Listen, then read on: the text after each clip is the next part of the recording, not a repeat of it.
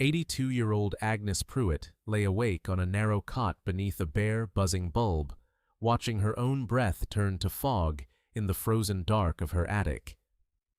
Downstairs, 2 floors below, in the very bedroom that used to be hers, her son and his wife slept warm under blankets she had bought with her own money, in a house she had paid for, in a town she had lived in for 60 years. Agnes had raised that son alone through 2 brutal Vermont winters, without reliable heat, and a husband's early grave, and this, at 82, was where all of it had led her. Banished to the coldest, dustiest room in a house she still legally owned, humiliated daily, treated like a burden nobody in her own family had the decency to name out loud. Nathan Pruitt had moved back into her home 8 months earlier, promising to help his aging mother manage her affairs. Instead, he had taken her bedroom, her bank passbook, and finally her dignity, while his wife Denise stood in the kitchen and called her, to her face, dead weight in front of the grandchildren. What neither of them knew, what neither of them could ever have imagined, was that tucked inside a plain cedar box beneath Agnes's cot sat a small, locked diary, its brass key worn smooth from 60 years hanging on a ribbon around her neck. Nathan had glanced at that diary once, curled his lip, and called it worthless scribbling,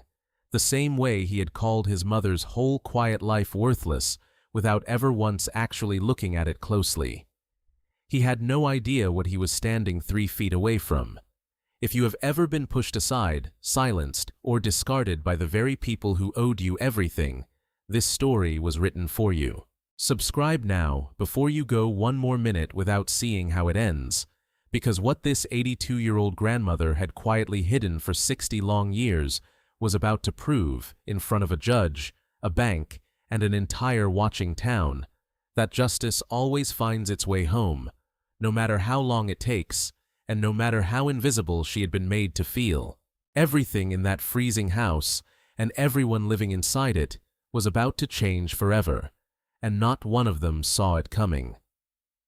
Agnes Pruitt had married Walter Pruitt in the spring of 1964, when she was 20 years old, and he was a quiet mill worker with sawdust permanently under his fingernails and a gentleness that made the whole town of Millbrook, Vermont, take notice of the young couple walking home from Sunday service together, arm in arm, past the general store and the old stone church on Chapel Street. They built a life on his modest $38 a week and her relentless thrift, raising 3 children in a cramped 4-room house on Larkspur Lane, patching coats instead of buying new ones, stretching a single roast chicken across 4 separate dinners with dumplings and broth to make it last, and making absolutely certain that no matter how thin things got that month, not one of her 3 children ever once went to bed hungry. For 34 years, from that spring morning in 1964 until Walter's death in the bitter winter of 1998, Agnes was the quiet architect of that entire household, the one who made a little look like plenty, the one nobody in the family ever thought to ask exactly how she managed it, because asking would have meant admitting, out loud, that they had never once properly thanked her for any of it. She was the one who remembered every birthday, every anniversary, every small kindness owed to a neighbor, while everyone around her simply assumed that a devoted wife and mother ran on nothing but love and habit, never once wondering what else might be quietly running underneath. What nobody knew, not her children, not her neighbors up and down Larkspur Lane, not even Walter's own sisters who lived 2 towns over in Barra, was that by 1966, only 2 years into her marriage, Agnes had quietly begun turning leftover grocery money into savings, a nickel here, a dime there, whatever she could shave off the weekly budget without anyone noticing the difference on the dinner table. She did it in coins at first, hidden in a coffee can behind the flour tin, then in careful monthly deposits of $11 and $12 at Millbrook Savings and Trust, guided step by patient step by a bank officer named Ezra Caldwell, an old Army friend of Walter's who saw something in the young wife that everyone else in town overlooked entirely. a mind for numbers as sharp and disciplined as any actuary's in Montpellier. Wasted, he told Walter once over coffee at the diner, on grocery lists and church bake sales when it plainly belonged on a ledger and a balance sheet. Ezra began teaching her, quietly and patiently, on those Thursday afternoons, how compound interest worked, how a parcel of land could be worth nothing today and everything in 30 years, how a dollar saved at 22 behaved entirely differently from a dollar saved at 50. Agnes absorbed every lesson like dry soil taking rain, and never once mentioned a word of it at her own kitchen table, filing each new idea away the same careful way she filed away a good recipe or a useful piece of advice from her own mother. The humiliations back then were small, almost invisible, the kind Agnes swallowed without a single word, because that was simply what a devoted wife and mother did in a town like Millbrook in those years. Nathan, even as a teenager in the early 1980s, rolled his eyes openly at her coupon binders and her flat refusal to ever buy anything at full price, at the drugstore, the hardware store, anywhere. He called her old-fashioned to her face at the kitchen table. He called her cheap in front of his friends on the porch, loud enough for the whole street to hear. Agnes said nothing in return, not once, not that year, and not any year after, because she had learned long ago, the hard way, through a childhood of her own scarcity, that dignity was not something you defended out loud in a kitchen argument. It was something you carried quietly, year after year, decade after decade, until eventually it became the one thing in her entire life that was truly, completely, unshakably hers alone. She simply folded the coupon binder shut, set it on the shelf, and went back to peeling potatoes at the sink, humiliation settling over her like a second skin she had long since stopped trying to shed. Grief, embarrassment, and quiet fury all lived in that kitchen at once, and only Agnes ever seemed to notice any of them, though she never let a single one show on her face long enough for anyone else to see it and ask what was wrong. It was around this same time that the first small omen appeared, though nobody in the family ever noticed it, because nobody was ever really looking closely enough at a woman they had already decided was ordinary. Once a month, without explanation, always on a Thursday, Agnes disappeared for an entire afternoon, telling the children only that she had errands to run in town. She always came home 3 or 4 hours later, with the same calm, unreadable expression on her face, smelling faintly of the bank's furniture polish, and she never once said where exactly she had been or who exactly she had seen there. On the nightstand beside her bed sat a small leather diary with a tarnished brass clasp, and every single night, without fail, rain or shine, sickness or health, Agnes wrote in it by lamplight for exactly 10 quiet minutes, then locked it shut with a small metallic click, then slipped its tiny brass key onto a ribbon she wore around her neck like a piece of jewelry nobody in the family ever dared to ask her about twice. Once, when Nathan was 9, he asked her outright what was inside it, and Agnes only smiled and told him it was where she kept her secrets, the same way every woman kept a few, and the answer satisfied a curious child far more easily than it should have. He never asked again, not once in the 30-something years that followed, content, like everyone else around her, to accept the surface of his mother without ever once wondering what lay quietly beneath it. The sacrifices piled up over the years in ways that would have broken a lesser woman entirely. Skipped meals so her children could have second helpings at supper. Homemade dresses sewn late at night by lamplight instead of anything bought new from the Sears catalog. Extra shifts cleaning the fellowship hall at Millbrook Community Church for $1.75 an hour, mopping the same worn floorboards every Saturday morning before the whole town woke up, money that never seemed to add up to very much on their own, week to week. And yet, somehow, year after year, without a single missed or late payment, the mortgage on the little house on Larkspur Lane was paid 2, sometimes 3, full months ahead of schedule, without anyone in that family ever once stopping to ask Agnes how exactly a mill worker's wife managed such a thing entirely on her own. Even Walter, in his final years, simply trusted that his wife handled the numbers, the way he trusted the sun to rise, without ever once looking closely enough to see the size of what she had actually built. He would sometimes joke, fondly over Sunday dinner, that Agnes could squeeze a dollar until it screamed, never once suspecting that the screaming dollar had, by then, quietly multiplied itself into something far larger than either of them had ever spoken aloud at that same table. Walter died in the bitter winter of 1998, 34 years into their marriage almost to the month, of a weak heart that finally gave out on a Tuesday morning while he was still lacing his work boots, and Agnes buried him with a grief so quiet and so composed that even her own children mistook it, cruelly, for simple calm rather than heartbreak. She kept living exactly as she always had, frugal, devoted, invisible by her own careful choosing. The diary still locked every single night at exactly the same hour,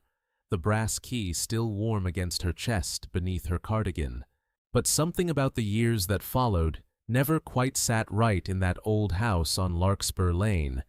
a small, nagging unease that not one person in the entire Pruitt family could ever fully name or explain, as though somewhere underneath the plain, ordinary surface of Agnes Pruitt's life,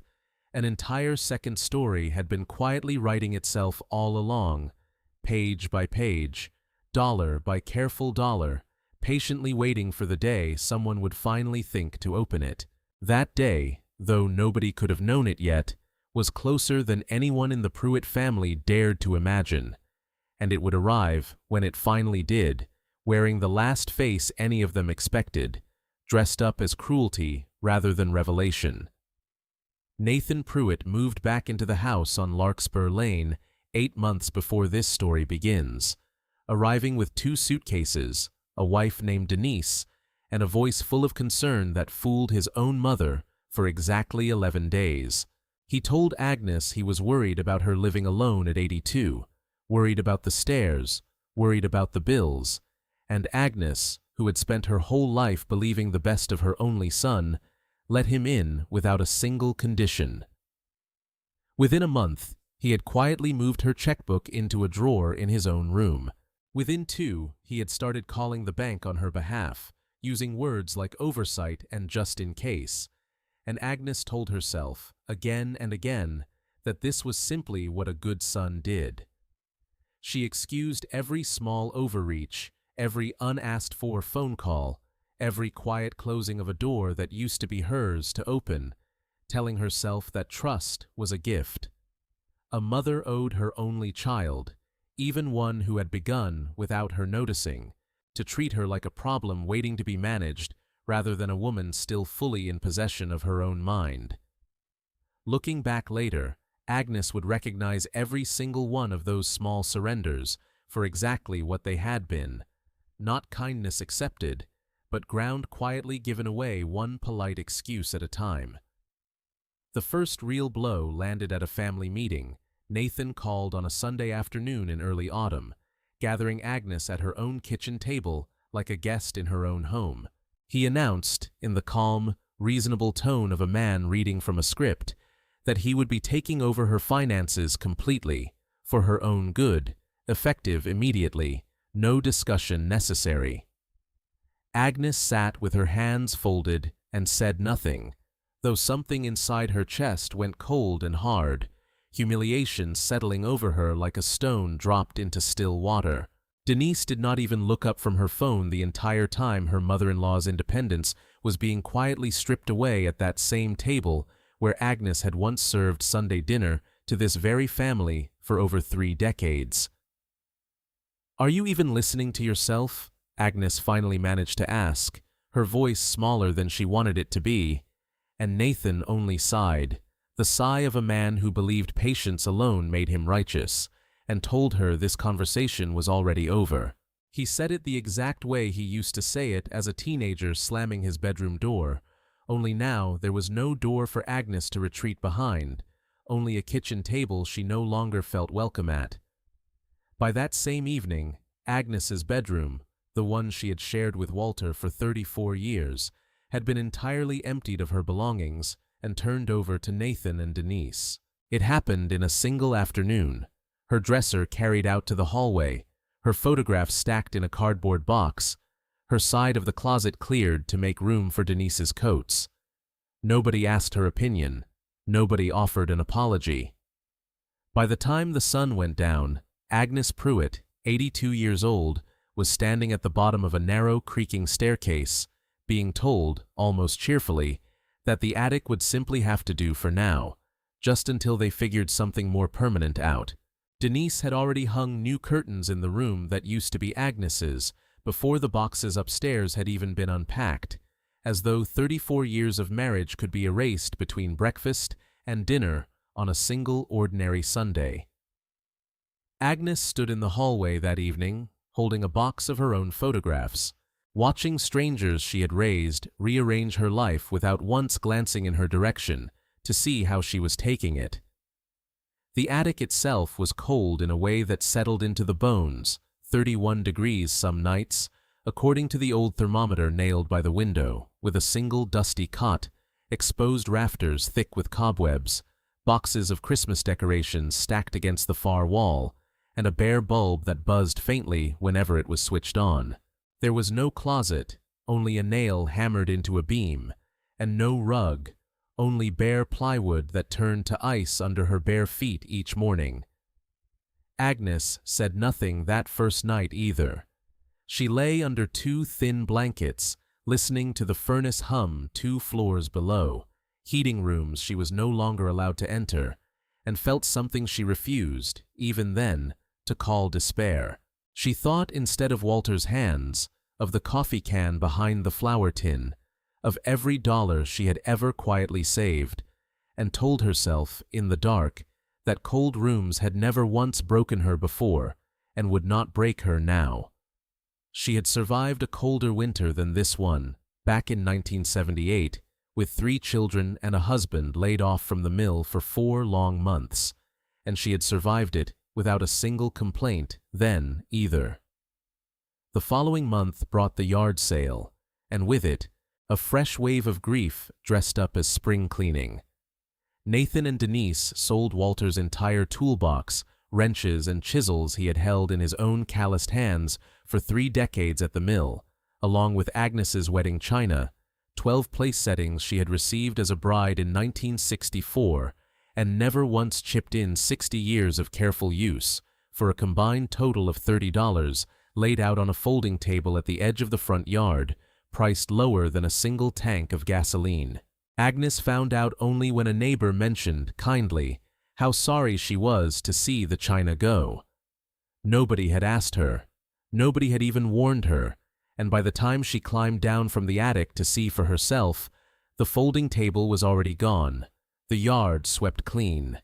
every physical trace of her marriage carried off in a stranger's trunk to be resold, perhaps, at some other family's yard sale in some other town, to some other family who would never know what those 12 plates had once meant to the woman who set them at every holiday for 6 decades. It was on the attic stairs, 2 weeks later, that Agnes overheard the conversation that changed everything inside her, though she showed nothing on her face at the time. Denise's voice drifted up clearly through the thin floorboards, telling Nathan that his mother was, in her exact words, dead weight, and that the sooner they got guardianship over her finances, the sooner they could finally sell this drafty old house and move somewhere better. Nathan's laugh in response was worse than anything Denise had said. Agnes stood frozen on the 3rd step, one hand on the cold railing, the other pressed flat against her own chest as though to keep her heart from making a sound, feeling humiliation curdle slowly into something far more dangerous: fury. She did not move for a long while, listening to her son agree, calmly, that the sooner it was done, the better for everyone. And for the first time in 8 long months, Agnes Pruitt stopped asking herself what she had done wrong and started asking, quietly, what she was finally going to do about it. She climbed the rest of the stairs slowly that night, one hand still on the railing, already turning over, in the back of her mind, a plan she had not yet let herself name out loud, even to the darkness of her own attic room. The cruelty only sharpened after that. Nathan began unplugging her small space heater every night before bed to save on the electric bill, leaving her to shiver under blankets that no longer felt like enough. Denise mocked her medication schedule as fussy in front of the grandchildren, rolling her eyes each time Agnes reached for her evening pills at the same hour she always had. One afternoon, Agnes noticed her wedding ring missing from the dish by the sink for nearly 2 hours, only to find it back exactly where she'd left it, and she understood, with a sick certainty, that it had been slipped out, quietly weighed and appraised behind her back, then replaced as though nothing had happened at all. Fear settled into her alongside the humiliation now, a fear she had never known in 82 years of living, a fear that made her lie awake at night, wondering exactly how much of her had already been quietly measured and priced without her consent. Her name disappeared next from the Millbrook Community Church newsletter mailing list, a small cruelty that cut deeper than Denise likely intended, given the 40 years Agnes had spent baking for that congregation's every wedding and funeral without fail.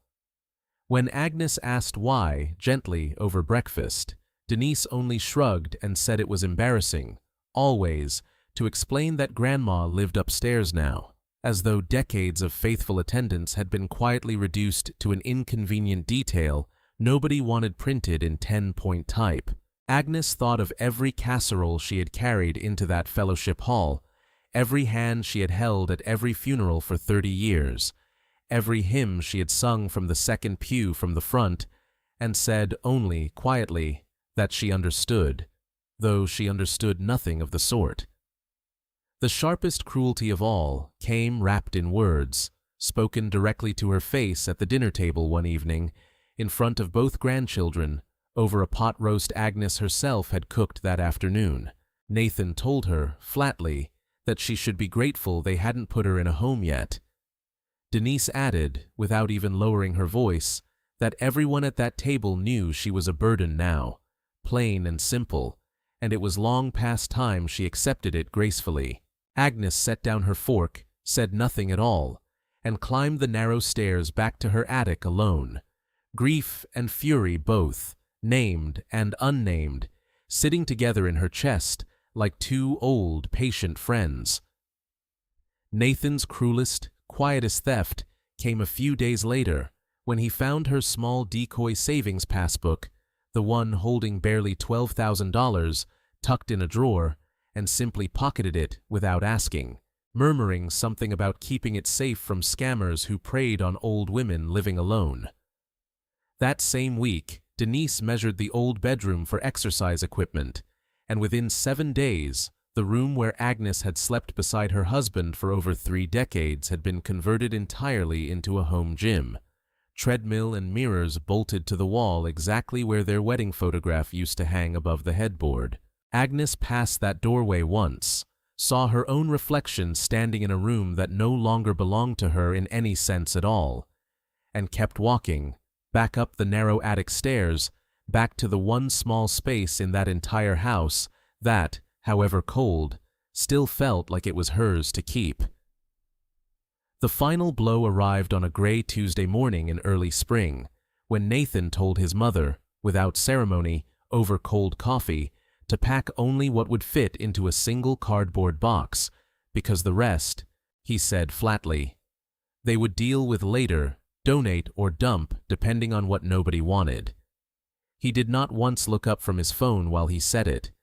Agnes looked around the attic that had, in 8 short months, become her entire world, and understood, in that single instant, exactly what her life inside that house had quietly, completely become. She packed slowly, deliberately, choosing almost nothing for herself, until her hands found the plain cedar box tucked beneath her cot, the one holding her locked diary and its small worn brass key. She placed it carefully at the very center of the cardboard box, wrapped it in her one remaining sweater for safekeeping, and walked out into the cold morning air, coatless, homeless in every sense that mattered, and utterly certain of one single unshakable thing. She had absolutely nothing left to lose, and everything, at long last, still to prove to the world and to herself, both. Agnes left the house on Larkspur Lane at dawn the next morning, before either Nathan or Denise had stirred, carrying the cardboard box with both arms and a small suitcase she had packed the night before, by moonlight, quietly, so as not to wake anyone downstairs. She walked the 11 blocks to the Millbrook bus stop on foot, past the shuttered hardware store and the diner just beginning to fill with early coffee drinkers, because Nathan had refused her the car keys the previous evening, muttering something about liability and insurance that she knew, even then, was simply another small cruelty dressed up as reason. The March air cut straight through her thin cardigan, but Agnes walked steadily, chin level, shoulders square, refusing to let a single passerby on that quiet street see anything on her face but calm. A church bell somewhere behind her struck 7 times as she passed the last house on Larkspur Lane, and she did not once look back at the place she had called home for over 60 years, though some part of her almost expected to hear Walter's voice call after her from that old front porch one last time. Somewhere between the 3rd block and the 4th, Agnes made herself a quiet promise, the kind she intended to keep for whatever years she had left. No one, she told herself, not her son, not his wife, not anyone still living or already gone, would ever again be allowed to decide what she was worth. She had spent 82 years being useful, being quiet, being exactly what everyone else around her needed her to be, and she was finished, entirely and completely finished, with all of it. She thought of Walter, of Ezra, of every quiet Thursday afternoon at the bank that nobody in her family had ever once bothered to ask about, and felt, for the first time in 8 long months, something that resembled hope rather than fear. Whatever remained of her life, however small or however short it turned out to be, would belong to her alone from this morning forward, and to no one else living under that roof on Larkspur Lane. She did not go to a shelter, and she did not go to a neighbor's spare room, though either would have taken her in gladly. Instead, Agnes walked directly to the modest brick office on Main Street belonging to Harold Whitfield, the family's longtime estate attorney, a steady, precise man of 61 whose own father had handled Walter's affairs decades earlier,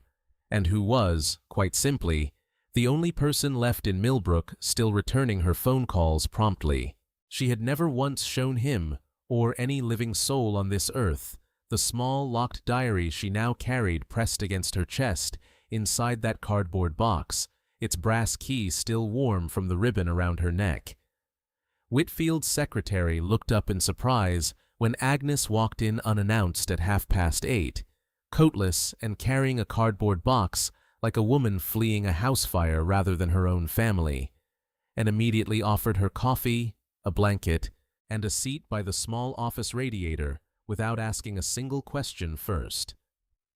Whitfield's face changed the instant Agnes set the cedar box down on his desk, a shift so subtle most people would have missed it entirely, but Agnes, who had spent 60 years reading rooms nobody thought to watch, did not miss it at all. He told her, gently, that a man named Ezra Caldwell had left a sealed letter in his office safe years earlier, addressed to whoever finally brought him this exact diary, and that the day had apparently, finally, quietly arrived after all this waiting. His hand paused over the small brass key resting on its worn ribbon around her neck, and he asked her, softly, if she was truly ready to see what her late husband and his old friend Ezra Caldwell had really left behind for her all along,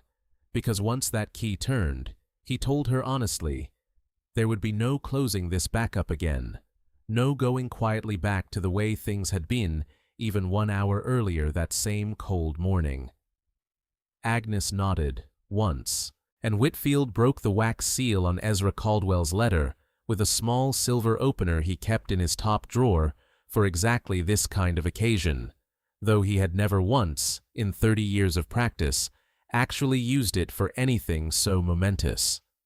He read the letter aloud in a steady voice that nonetheless caught, once, near the middle, and what it confirmed made his own hands tremble slightly against the polished surface of the desk. Ezra had written, in his careful, old-fashioned banker's script, that Agnes Pruitt had held full and continuous signing authority over a set of accounts at Millbrook Savings and Trust since the year 1966, 60 full years of quiet financial architecture, accounts no family member, living or dead, had ever once known existed in all that time. Whitfield looked up slowly from the page at the small, silent woman sitting across from him in her thin cardigan,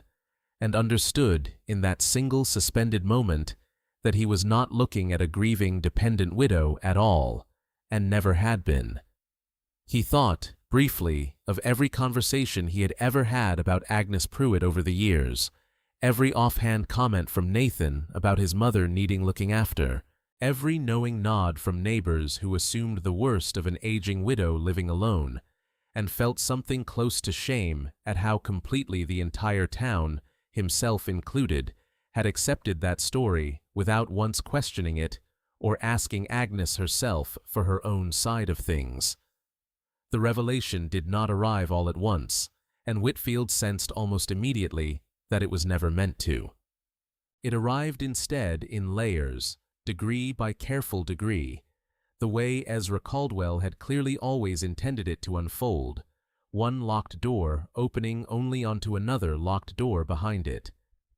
The cedar box, when Agnes finally lifted its lid fully on Whitfield's desk, yielded first a sealed manila folder, its edges gone soft and yellow with nearly 3 decades of age, taped shut since 1998, and marked in Ezra's own careful hand with 4 simple words: "For Agnes, when needed." Neither of them opened it yet, though the temptation in that small office was almost physical. There was, Whitfield said quietly, setting it gently to one side, clearly an order to these things,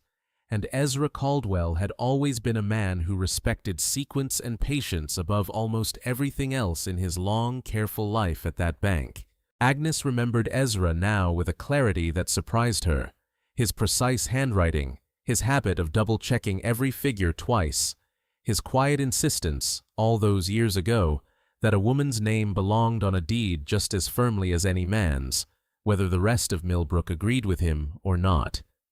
Instead, they turned first to the diary itself, the small locked book Agnes had carried against her heart, quite literally, for the better part of 60 uninterrupted years. She lifted the tiny brass key from the ribbon around her neck, hands steadier than Whitfield had somehow expected from a woman who had walked 11 blocks that morning with nowhere else to go,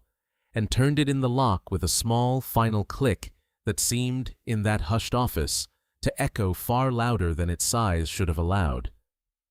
The pages inside were not worthless scribbling at all, the way Nathan had so carelessly assumed. They were coded entries, dates and figures rendered in a private shorthand only Agnes, and apparently Ezra Caldwell, had ever fully understood, translating slowly and patiently under Whitfield's careful reading into deposit records, dividend statements, land assessments, and, near the very back of the book, a 6-digit combination written beside 3 quiet words: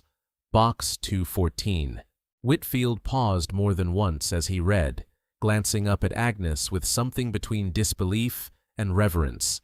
as entry after entry revealed not a single reckless decision, not one impulsive purchase, only 60 years of patient, disciplined accumulation that no bank statement or family conversation had ever once hinted at. That combination, cross-referenced carefully against records Whitfield already kept on file for the Pruitt estate, opened onto Safe Deposit Box 214 at Millbrook Savings and Trust, a box Agnes had quietly rented under her own maiden name back in 1971 and had never once, in over 50 years, let a single family member accompany her to visit on any of her monthly Thursday trips. Whitfield called ahead immediately, and within the hour, a bank officer named Rosalind Marsh was waiting for them at the heavy steel vault door,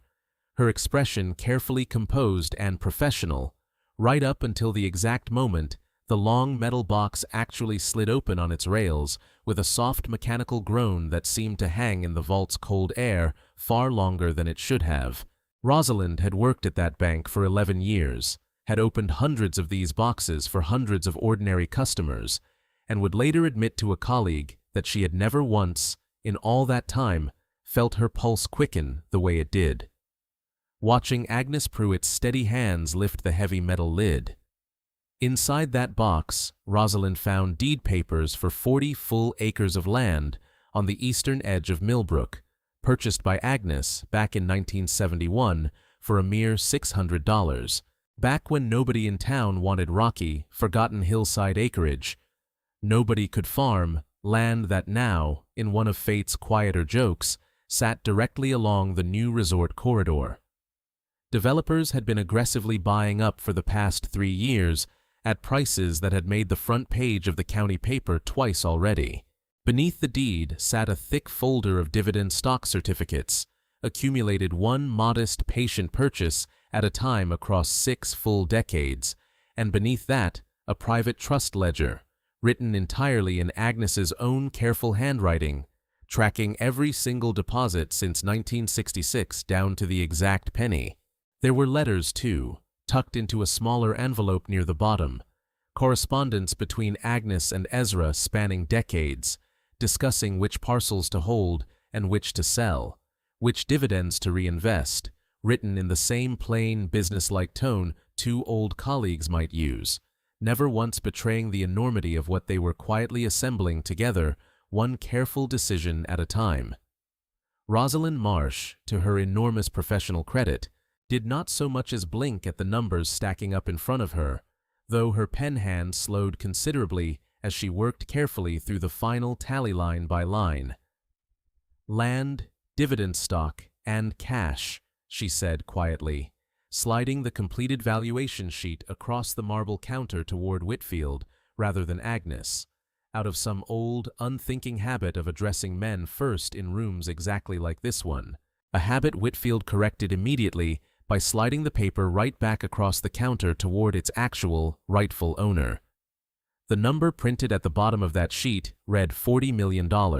authenticated, cross-verified, and entirely, unquestionably, legally hers alone. Whitfield read the figure twice himself, aloud, as though saying it once might not be enough to make it real, while Agnes sat perfectly still, her hands folded exactly the way they had been folded at that kitchen table months earlier, when her own son had stripped away everything he assumed she had, calmly and without a trace of the astonishment anyone might reasonably have expected from a woman hearing such a number attached to her own name for the first time.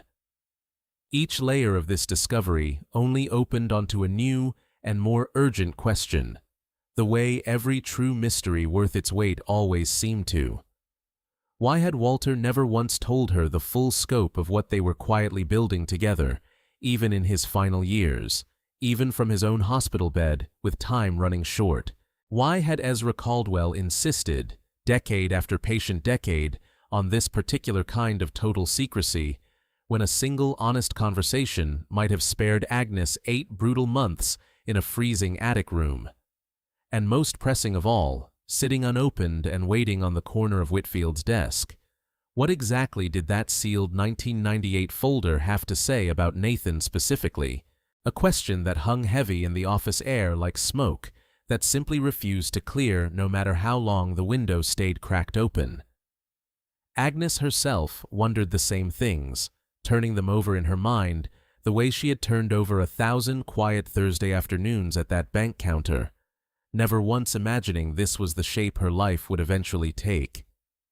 Whitfield finally broke the manila folder's decades-old tape with steady, careful hands, and inside found a single typed letter from Ezra Caldwell, dated the week directly after Walter's funeral in 1998,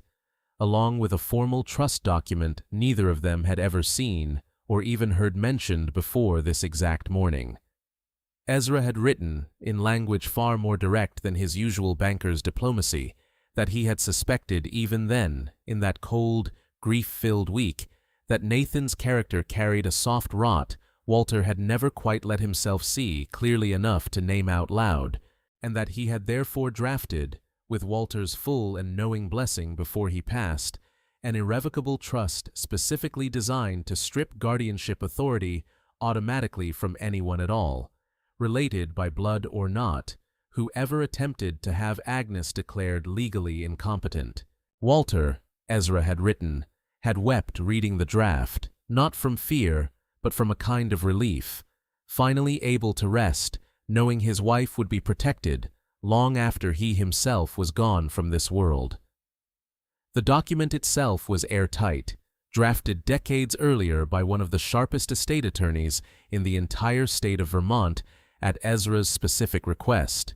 and it required nothing further from Agnes at all beyond her own continued existence and her own continued soundness of mind, both of which, Whitfield noted dryly, glancing up over his reading glasses, she had just demonstrated rather emphatically that very morning by walking 11 full blocks through the cold, with a cardboard box full of proof clutched against her chest, refusing along the way to let a single person, not Whitfield, not Rosalind Marsh, not the secretary who brought her coffee, see her waver for even a moment.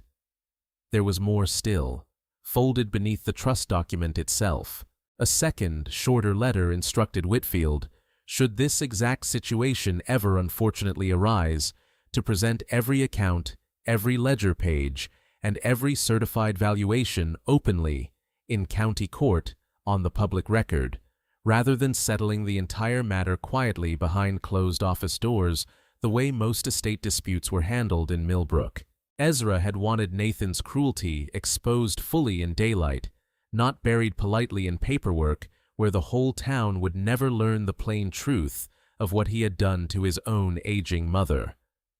Quiet justice, Ezra had written in the margin, in smaller handwriting, has a way of letting cruelty repeat itself on the next unsuspecting family, and he had no intention of allowing that. A third and final note, shorter still than the others, and written in Ezra's own failing, later life handwriting, asked that once the estate was fully secured, certified, and free of any legal challenge, a portion be quietly set aside to establish a senior center in Millbrook bearing Agnes's own name, a place built specifically for exactly the kind of quiet, overlooked, undervalued older women this town had always been far too busy to properly see or thank. Agnes read that particular line twice through, her eyes wet now for the first time all morning, and said absolutely nothing at all for a long, suspended moment, thinking of every quiet, tired woman she had ever passed on Main Street who deserved exactly this kind of recognition, and had never once received it. As the full shape of the $40 million picture finally settled into place across every surface of Whitfield's desk, his office phone rang once, sharply, cutting straight through the fragile stillness of the room like a struck bell.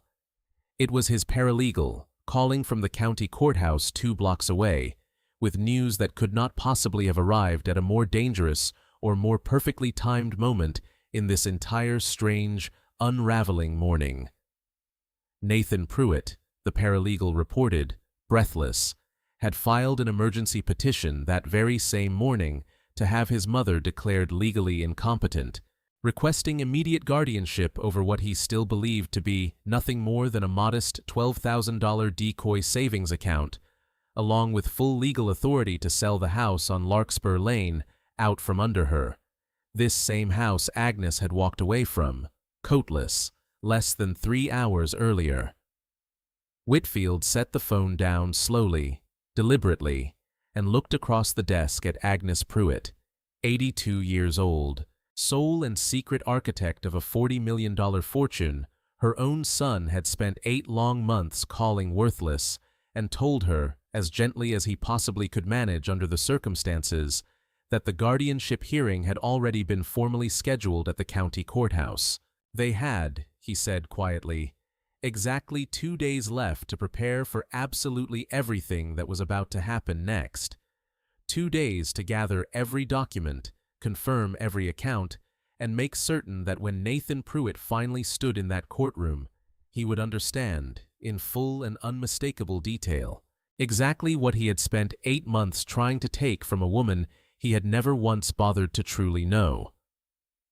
The Millbrook County Courthouse filled that Thursday morning with more spectators than a routine guardianship hearing usually drew, word having already traveled the way it always did in a town of 6,000 people who all shopped at the same 2 grocery stores and worshipped at the same 3 churches. Nathan Pruitt sat beside his hastily hired lawyer, looking entirely too pleased with himself, straightening his tie twice in the space of a single minute,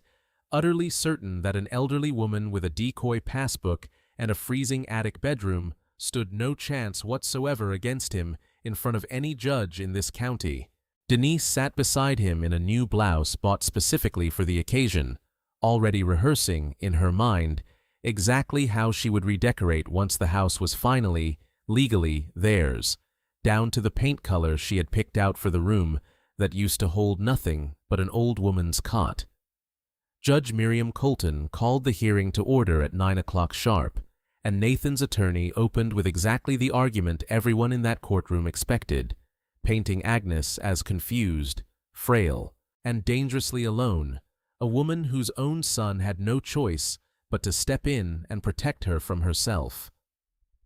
Agnes sat perfectly still beside Harold Whitfield in her one good dress, the same navy blue one she had worn to Walter's funeral 28 years earlier, hands folded, saying absolutely nothing at all, while the accusations piled up around her like snow, drifting silently against a locked door. She had waited 8 months for this exact room, and she could wait a few minutes longer for her turn to speak, or rather, for Whitfield's turn to speak on her behalf.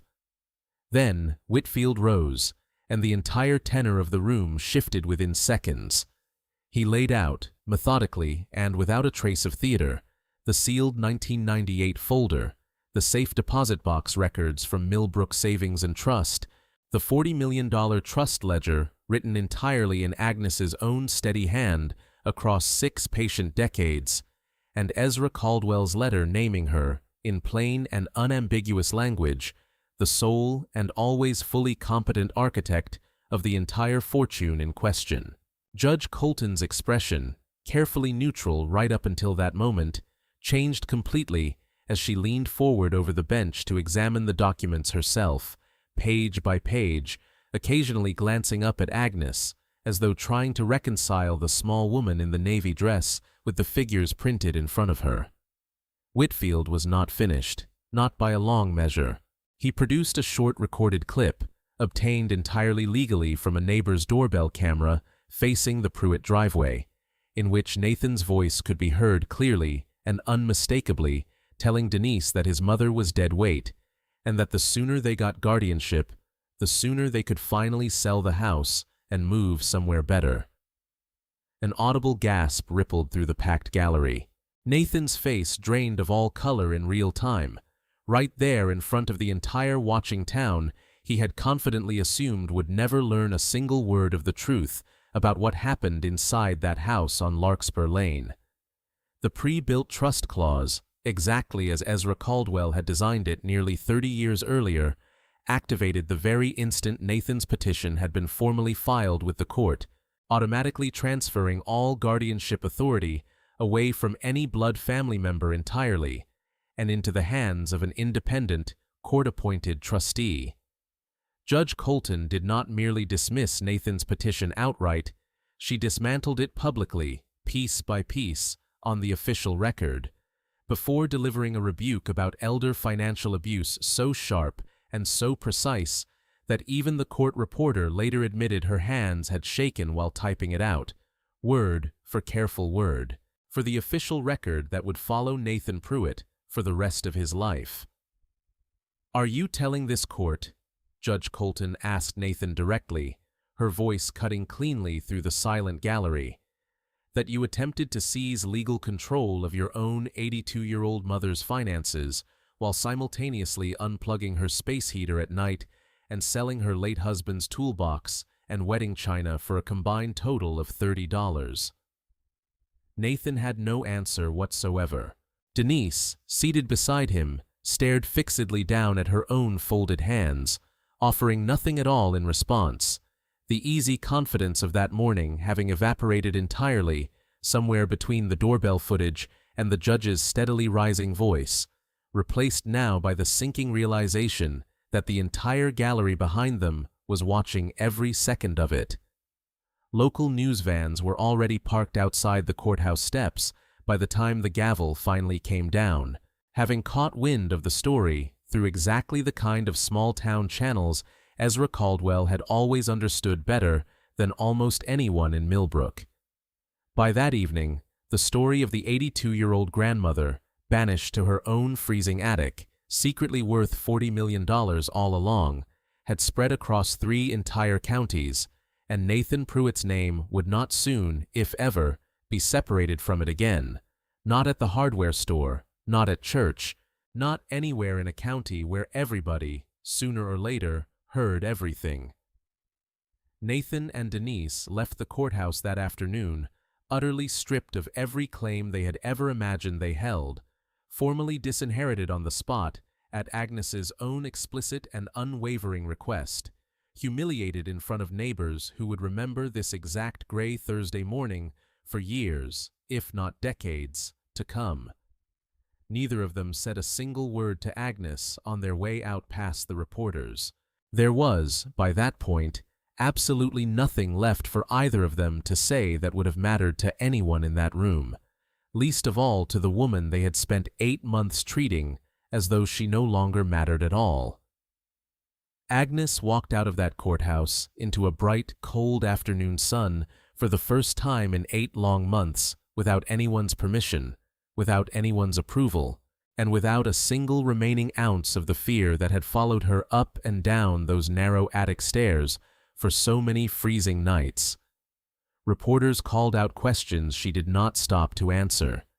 Neighbors she had known for 60 years reached out to squeeze her hand as she passed, and for once in her long life, Agnes let them, letting herself finally be seen instead of quietly stepping aside the way she always had. Harold Whitfield fell into step beside her on the courthouse steps, folders still tucked under one arm, and told her, quietly, that there was one more thing, one final thing, that Walter had wanted her to have all along, and that it was still waiting for her, exactly where he had left it decades earlier, back at Millbrook Savings and Trust. Agnes stopped walking for a moment on the courthouse steps, looked at him, and asked simply, with something almost like a smile finally breaking through, what else on earth there could possibly still be left to find after a morning like this one. 6 months later, Agnes Pruitt lived in a sunlit 2-bedroom cottage on the quieter end of Chapel Street, purchased outright in cash and furnished exactly to her own taste, with the freezing attic and her son Nathan both left far, far behind her in every sense that actually mattered. Sunlight, real sunlight, poured each morning through curtains she had chosen herself at her own leisure, over a kitchen table where nobody had ever once called her dead weight or rolled their eyes at a coupon binder, and for the first time in longer than she could easily remember, Agnes woke each day without bracing herself against whatever cruelty the morning might bring. She kept fresh flowers on that table now, every single week, simply because she finally could, and because nobody left in her life would ever again call that small joy wasteful or foolish. She had picked the cottage herself in a single afternoon, choosing it for the light in the kitchen rather than the size of the rooms, a decision entirely, unapologetically her own. She used a generous portion of the fortune to restore the leaking roof of the Millbrook Community Church Fellowship Hall, the very same hall she had once scrubbed on her hands and knees for $1.75 an hour, and established 3 separate scholarships in Walter's name at the local high school for students planning to study trades, the kind of quiet, practical work her own husband had spent his whole life doing with his hands. She slept warm through an entire Vermont winter for the first time in years, the space heater in her new bedroom running steadily all night long exactly as it should, never once unplugged by anyone but herself, in a house where the thermostat finally answered only to her own hand. Some mornings she stood at the window with her coffee, simply watching the frost melt off the grass, marveling quietly at how much of life she had spent too cold, too tired, and too careful to notice a view like this one. Forgiveness, Whitfield had told her early on in this whole process, was entirely optional, never required, and Agnes took him fully at his word. Denise wrote her a long, halting letter of apology that winter, admitting in careful, uncertain sentences to things Agnes already knew and several she had only ever suspected. Agnes read it once, slowly, folded it in half, and placed it in a drawer she rarely opened, not yet ready to forgive, not yet certain she ever fully would be, but no longer carrying the bitterness that had followed her up those attic stairs every single freezing night for 8 long, humiliating months of her life she did not intend to spend one more day mourning. Grandchildren still visited sometimes, on their own, without their parents, and Agnes welcomed them warmly, unwilling to let Nathan and Denise's choices become theirs to inherit too. The moral of it all crystallized slowly for Agnes over those quiet 6 months, the way real truth often does once the noise of a crisis finally settles into ordinary daily life. She had spent decades being exactly what everyone else around her needed her to be: a devoted wife, an invisible mother, a frugal widow nobody in that town ever thought twice about. And now, at 82 years old, sitting at her own sunlit table with fresh flowers in a jar and nobody left to answer to, she was finally completely free to discover who she had always actually been underneath every single layer of quiet, uncelebrated sacrifice. She started taking a watercolor class at the community college on Tuesday afternoons, badly at first, and then, to her own quiet surprise, rather well. Her story ran in the county paper twice that year, once as straight reporting and once as a longer feature, and strangers she had never once met stopped her outside the grocery store more than a few times to say that hearing it had reminded them, suddenly and urgently, to call their own mothers, to check on the quiet, overlooked women in their own families they had somehow stopped truly seeing. The independent trustee Ezra's Trust had appointed decades earlier kept careful, professional watch over every single account from that point forward, and Nathan, true to the document's exact and entirely unforgiving language, was never again allowed anywhere near a single one of them, not even at arm's length, not for birthdays, not for holidays, not for any reason at all, exactly as Ezra Caldwell had carefully intended 30 years before any of this ever came to pass in a Millbrook courtroom. Then, on an ordinary Tuesday morning in early autumn, an envelope arrived at Agnes's new cottage by courier from Whitfield's office, plain and unmarked except for her own name written across the front in handwriting she recognized instantly, even after 28 long years apart from it. It was one final letter from Walter himself, sealed and left entirely unopened since the very year he died in 1998, addressed simply in his own careful, familiar hand, for when she was finally, truly safe, and she sat down slowly at her own kitchen table, fresh flowers beside her in their jar, to read it at last. Thank you, truly and sincerely, for staying with Agnes Pruitt all the way to the end of her long, quiet, remarkable journey, from that freezing attic cot in Millbrook, Vermont, all the way to a sunlit kitchen table on Chapel Street she can finally, fully call entirely her own.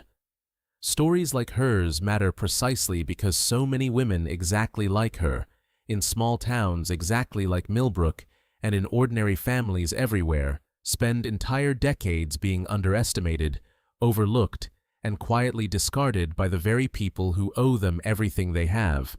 only to prove, sooner or later, in one way or another, that quiet was never, not once, the same thing as weak, and that patience is very often just strength wearing a gentler, quieter face than anyone around it expects to see. The lesson sitting at the heart of everything Agnes lived through is simple, and it is worth carrying with you long after this video ends and the screen finally goes dark.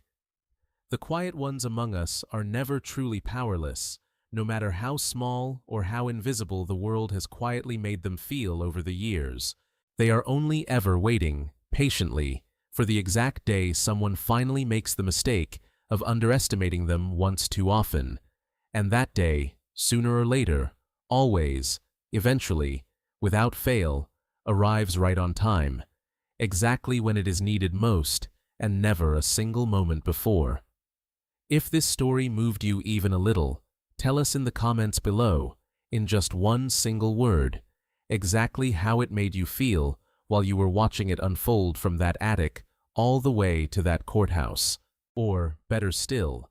tell us about someone in your own life, a mother, a grandmother, an aunt, a quiet neighbor down the street,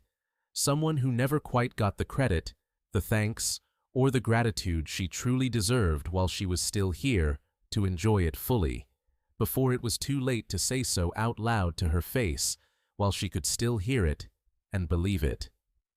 Share this story today with someone who genuinely needs to hear it, especially anyone who might have a parent or a grandparent they haven't checked on in far too long a while, someone quietly carrying more, right now, than anyone around them has ever once bothered to notice or ask about.